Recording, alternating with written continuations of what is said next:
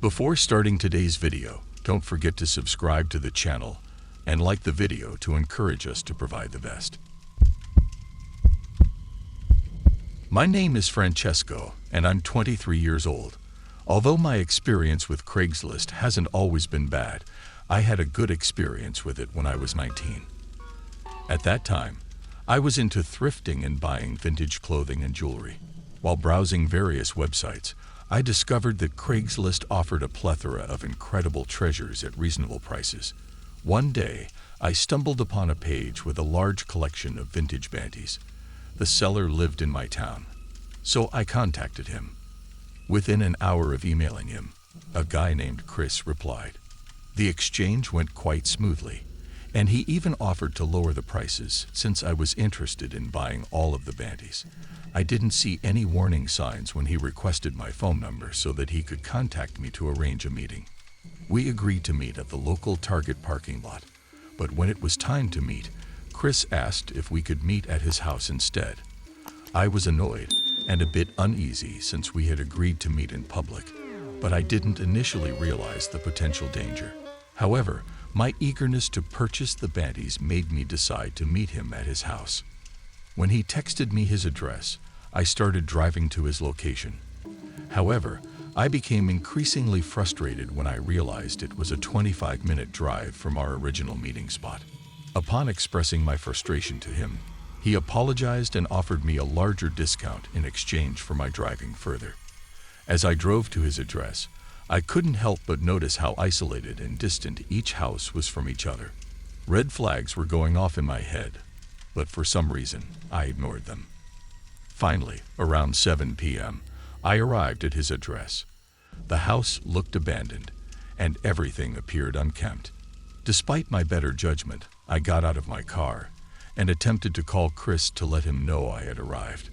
While leaning against my car, I felt an uneasy feeling that I was being watched. Before I could even dial his number, he sent me a text saying he saw me pull up, which made me extremely uncomfortable. Chris followed up with another text, stating he was back in his shed looking for the banties. I replied that I would wait for him in my car. However, he then sent a text that still haunts me to this day. He asked me to help him find the banties, and if I did, he would give them to me for free. This sent shivers down my spine, and I immediately put my car in drive and took off so fast that my tires screeched. Chris tried calling me at least 5 times, but I ignored all of his calls. Afterward, I thought I wouldn't be haunted by this event anymore, but about a year later, my mom sent me an email with a news article and a plea to be careful. The article stated that the remains of 2 women were found scattered throughout the town I lived in. Their heads, limbs, and torsos were found in separate places. The article became more twisted when it mentioned that a 3rd woman was found intact a couple of miles away from the address Chris had given me. She was still not fully decomposed. To this day, I wonder if it was all a coincidence, or if I narrowly escaped a gruesome fate. I'm Vicky, 25 years old, and a few years ago, I had a scary experience with someone I met on Craigslist. I must admit that I haven't always been a rational decision maker, often prioritizing my own needs without considering the potential consequences. One evening after a long day at work, I received a text from my roommate Annie, politely asking if I could clean the kitchen sometime that week. Although her request was reasonable, I took it personally and reacted impulsively. I stormed into her room and started an argument, eventually telling her that I would be moving out soon. Looking back, I realized that my exhaustion and stress had gotten the best of me, and that Annie was actually a great roommate. That same night, I started browsing Craigslist for a new place to live. I quickly found that most options were too expensive for me, and I didn't want to sacrifice my other bills.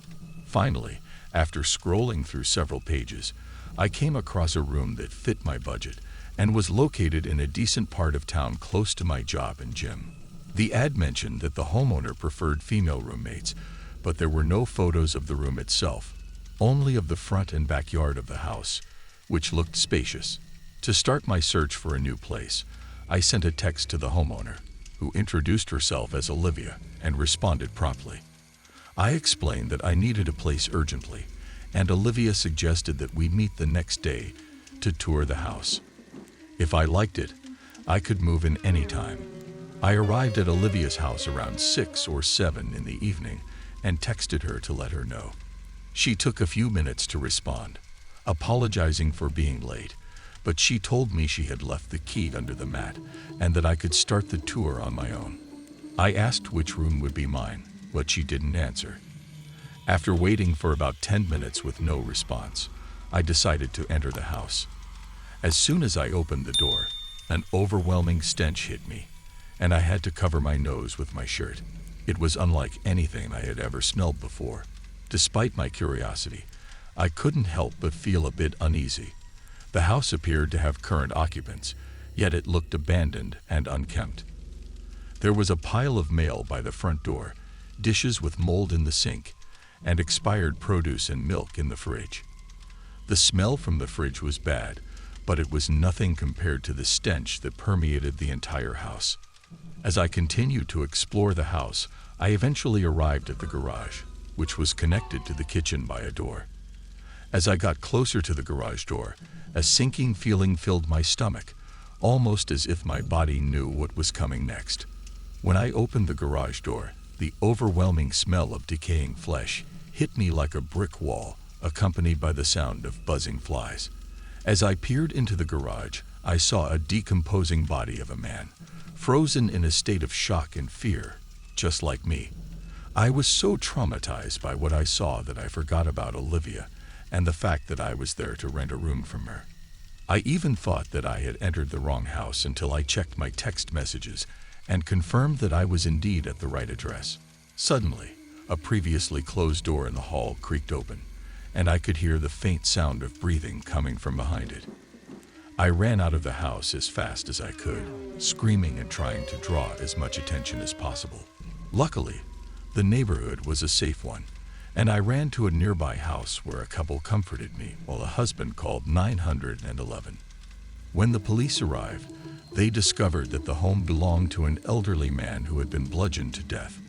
They also found evidence that someone had been living in the house after the murder, including food wrappers, human waste, and dirty clothes.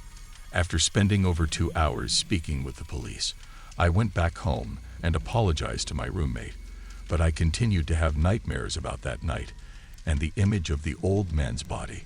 Sometimes, I still hear that faint breathing in my head. I am a 27-year-old man who recently tried to sell some of my older tools on Craigslist. Although I had heard stories about people making extra cash selling their old belongings on the website, I did not have much success at first. As someone who struggles financially, I was getting discouraged and upset because I needed the money to pay rent soon. However, things started to look up when I received a text from an unknown number expressing interest in buying my cordless drill. I informed the person that I could not go lower than the asking price, and they agreed to meet at 7 p.m. after finishing work. Although the person did not show up at the agreed-upon time, I waited for a little longer, assuming they might be caught up at work or stuck in traffic. As the time ticked by, I noticed a car parked a few houses down that I had not seen before in my neighborhood. Despite feeling uncertain about the situation, I held on to some hope that the person would eventually contact me. As the days grew shorter in the late fall, darkness descended faster. One evening, despite the low visibility outside, I noticed the silhouette of someone sitting in a car parked nearby. Assuming it was the person I was supposed to sell a drill to, I waved and gestured for them to pull up in front of my house. With a warm smile, I signaled that it was me. However, to my surprise, the car suddenly sped away at a rather fast pace, leaving me a bit confused about what had just happened. Worried about my safety, I decided to retreat back inside my home.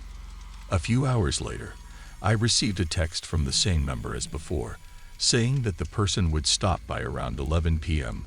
to complete the transaction. However, by this point, I no longer had any interest in selling the drill to this person, as I had a bad feeling about them. When the person started texting me again, I ignored their messages.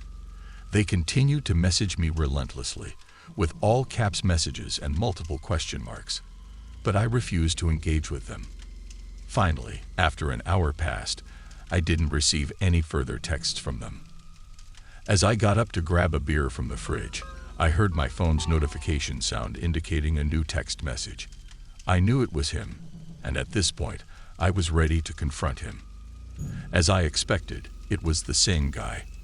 However, this time, he sent me a picture of myself sitting on the couch watching TV.